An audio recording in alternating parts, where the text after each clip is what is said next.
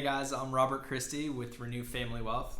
I wanted to start a new series today on behavioral finance and how that impacts you as the individual and as the investor.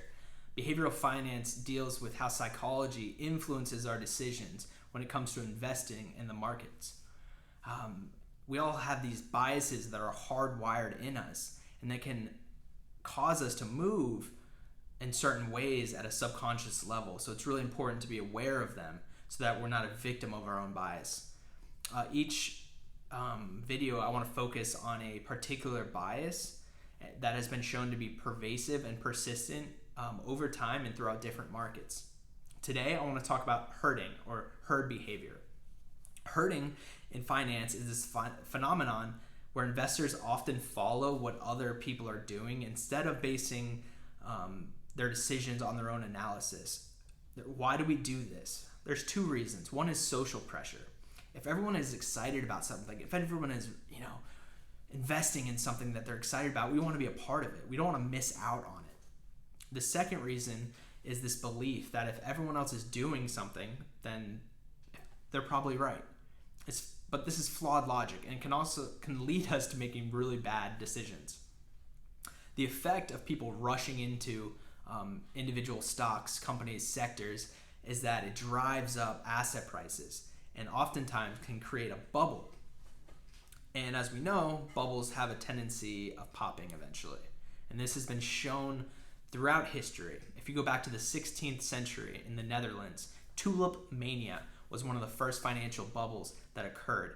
And it happened because tulips at the time were rare. They were imported from Turkey, and people began to be fascinated with them. And more people started buying and selling tulips, which drove prices up. And an exchange was formed where people actually made a living off buying and selling tulips. At the height of the bubble, tulip bulbs were selling at 9 times the average person's wages.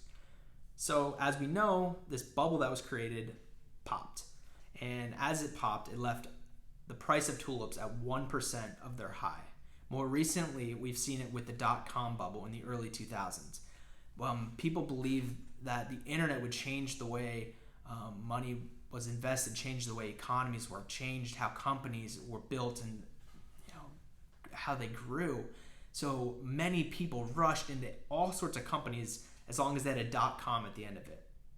And this created, prices were going up and up and up, and more people were getting excited about these companies and the stocks. But eventually, the bubble burst because these companies they were investing in oftentimes had little or no revenue yet, but they were just built around excitement. And within a few weeks of that bubble bursting, the NASDAQ fell 40%. More recently with Bitcoin, most people don't even understand how an electronic currency would work or how it would affect our world around us, but people are so excited. I mean, you turn on the news and they were talking about Bitcoin. And this created a little bit of a bubble where the price of Bitcoin went up to $20,000 for a single Bitcoin. When it did sell off, it sold off about 60%. It caused people to lose a lot of money. So these are large-scale examples of herding and how they create bubbles. But it's important to recognize that that herding takes place every day on a smaller scale in markets. So as an investor, you want to ask yourself, okay, so now I know this. What do I do now? And I think it's important to do your own analysis and to understand what you're investing in and why, instead of just investing based on hype and excitement. Warren Buffett says that it's wise to be cautious when others are greedy and greedy when others are cautious. I think having this contrarian view of markets and investing will allow you to build wealth over a long time period and maintain it by making good financial decisions.